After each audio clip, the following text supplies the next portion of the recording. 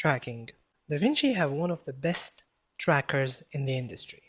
Tracking is the ability to lock a window to a moving object on the screen. Let's take a look at this image. I created this node here.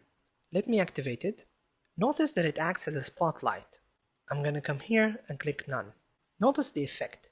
I'm going to turn it on and off. The only problem now that if I play the image, the power window is going to stay where it is. Check this out.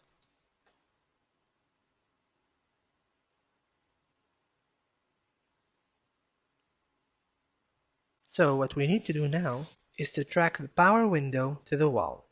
To access tracking, just click on this icon next to Windows. To start tracking, simply hit the Track Forward button.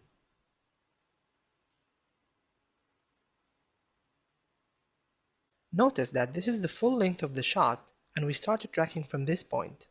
So to track everything backwards, what I have to do is bring the playback head here again and click Track Backwards.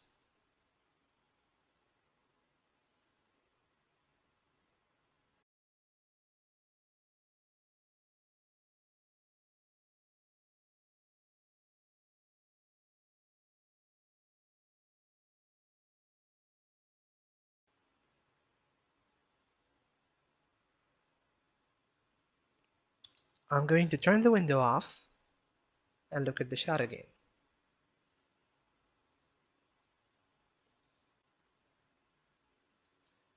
Notice that when you are tracking, you can actually ask Resolve to ignore some of the properties, like tracking only the pan, tilt, rotate, or zoom. You can actually ask Resolve to track an object, but not scale with it. There is also interactive mode. Let's go back.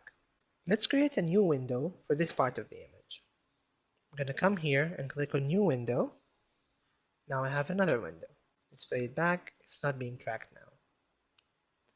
Let's say that I just wanted this window to track the door and ignore all the other information around it. What I would do is I would come here, click on interactive mode, and now I'm being presented with all the tracking points that Resolve is going to be using. And what I can do now is actually come here, select some of the points, and hit delete. Now I have deleted some of the points. In other words, what I'm saying is track this part and ignore any changes that happens to this part here. Now if I press track forward, you see Resolve is going to ignore this part and track only based on this part.